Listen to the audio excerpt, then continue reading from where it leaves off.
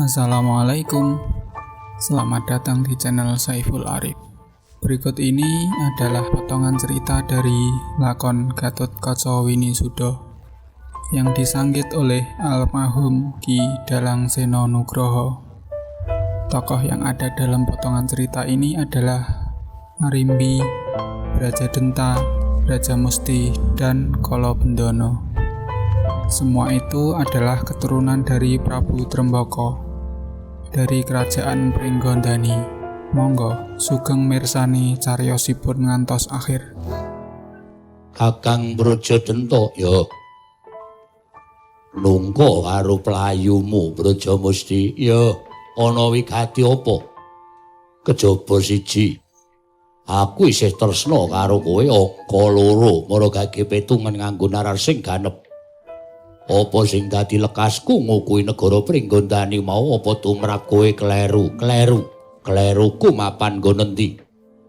Merga Kakang nalika semana wis kebacut sumpah ngiklasake negara mbok pasrahake marang Kakang Mbok Ayu Arimbi. Kakang nalika semana paring dawuh ora bakal ngucik kepraboning Pringgondani lan ora bakal sulap marang derajat pangkat. Negara kula pasrahaken Kakang Mbok Ayu Arimbi sumangganipun murba lan masesa. Ngono yen ora kleru tembunge Kakang Brajadenta. Ingkang ateges Kakang ora bakal ngucik lawan kamukten negara Pringgondani. Ning kaya ngapa kejoting atiku? Bareng Kakang paring pangandikan sedumuk bathuk senyari bumi nadyan namung sak dumuk jembaring bathuk nadyan namung sak nyari jembaring bumi. Negara bakal mbok totohi. Getihmu ingkang pungkasan mbok totohi karo pati uripmu. Aku tak takon saiki dununge sumpahmu menyang endi? Brajamusti. Wong sak jagat iki yen to apa kang mbok kandhakake sarta mandi sumpahe wong urip ana ing alam padang, wong urip ana ing donya iki bakal sengsara kena sumpahe dhewe. Tur meneh sumpah sing tak ucapake nalika semana merga aku kepepet wis ora ana dalan kanggo mlayu sarta kanggo menggok. Wekasan anane mung bisa sumpah aran ngersaning Kakang Mbok Ayu Arimbi. Mula sumpahku sing tak ucapake marang Kakang Mbok Ayu Arimbi mau, nuwun sewu ming kanggo abang-abang lambe, kanggo wangun-wangun nggonku ngatonake tresnaku karo Kakang Mbok Ayu Arimbi. Mula babakan sumpah mau satemene ora kelair tekaning batin Brajamusti. Oh la dalah Gusti. Gusti iki mireng apa sing tok kandhakake, aja kok tok ucapake sarana lisan, tok batin wae Gusti kuwi pirsa. Mula apa sing mbok ucapake Gusti bakal nyatet kalawan apa sing wis mbok ngendikake. Aja pisan-pisan kowe wani nerjang apa sing wis mbok ucapake munggak mengko entuk karmaning sing gawe jagat. Mula Kang yen Kakang anggap sumpah kuwi ora kelair tekaning batin, apa sing tak ucapake ning Kakang Mbok Ayu Arimbi mau tekaning batin. Mula babakan sumpah aku ora bakal bisa ngagro-agro. Aku tetep melu Kakang Mbok Ayu Arimbi, aku wedi yen to sesuk aku bakal nampa dosa mergo aku wani nerjang apa sing tau tak ucapake. Yen ngono kowe ora manut karo aku. Aku paripaksa ora bisa melu Kakang Brajadenta. Apa kowe ikhlas yen to tak anggap dadi mungsuh? Kang, aku kuwi adimu. Aja merga perkara derajat pangkat lan kamukten tumuli kowe nganggep aku mungsuh, ora sah dadakake gunem sing tanpa guna. Ming dalan loro sing mbok lakoni, kowe melu aku apa melu Kakang Mbok Ayu Arimbi? Yen Kakang dangu perkara kuwi aku melu Kakang Mbok Ayu Arimbi. Yen ngono kowe dadi mungsuhku. Nuwun sewu aku ora bakal wani karo Kakang Brajadenta. Wani ora wani kowe tak anggap mungsuhku. Ya sabar. Nek janji kaya ngene janjine Kakang Brajadenta karo Kakang Brajamusti iki sedulur. Kowe iki kakangku kabeh. Kowe tunggal wong tuwa. Nek joglet perkara kanan kaya ngene iki saru dinulu. Wong sing ora seneng karo awake dhewe aja keplok-keplok, aja surak-surak. Anake Trembaka aja Gelut anake Trembaka padha congkrah merga perkara bodho, merga perkara kamungke. Aku jaluk sing sabar ya, Kang. Iki iso dirembuk sarana apik-apik. Iki iso dirembuk sarana becik-becik ora usah padha gelut kaya ngene iki, Kang. Cetha wis mentala karo sedulur dhewe. Merga blereng mripatmu babagan derajat lan pangkat. Kala bendana mbok tendang.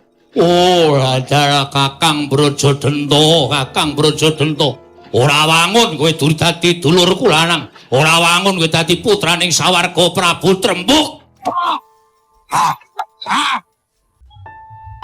Dalam potongan cerita di atas, dimulai ketika Brajadenta tidak setuju kalau Pringgondani akan diserahkan ke Gatotkaca. Gatotkaca adalah anak dari Arimbi bersama Werkudara. Namun di sini adik-adik Brajadenta setuju dengan Arimbi yang akan menyerahkan Pringgondani ke Gatotkaca. Hingga terjadi perkelahian antara Brajadenta sebagai kakak dan Brajamusti sebagai adik.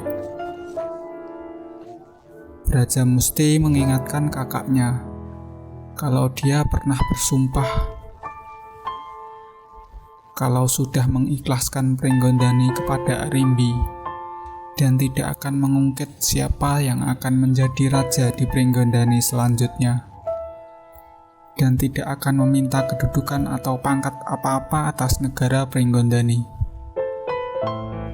Tetapi setelah akan dilaksanakan pengangkatan Gatotkaca menjadi raja di Pringgondani, Brajadenta berubah pikiran karena bujuk rayu dari Sengkuni dan Durna kalau tidak akan menyerahkan Pringgondani ke Gatotkaca. Dari situlah perselisihan terjadi. Dalam cerita, Brajamusti mengingatkan Brajadenta kalau dia harus menepati sumpahnya. Namun ternyata sumpah Brajadenta tidaklah tulus. Dia bersumpah hanya karena kepepet keadaan saja. Dalam arti, dia bersumpah tidak bersungguh-sungguh, hanya lelamisan saja. Di sini, Brajamusti masih berusaha mengingatkan Brajadenta kalau sumpah yang dia ucapkan tidak boleh diingkari, karena mengingkari sumpah atau janji itu berdosa. Nanti akan menerima balasan dari Sang Pencipta karena sudah berbuat dusta kepada sesamanya. Hingga terjadi perkelahian antara Brajadenta dan Brajamusti. Dalam cerita, Kala Bendana mencoba menjadi penengah. Kalau mereka adalah saudara, adik kakak, kok malah berkelahi hanya karena rebutan harta. Namun apalah daya Kala Bendana yang berbadan kecil kalah oleh Brajadenta. Dan Brajadenta datang ke Gatotkaca dan cerita berakhir.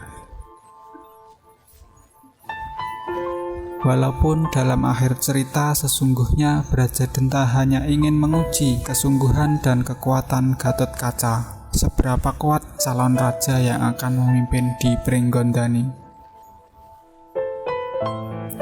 Tutur dalam cerita di atas yang dapat kami ambil adalah kita sebagai manusia kalau sudah mengucapkan sumpah atau janji harus menepatinya.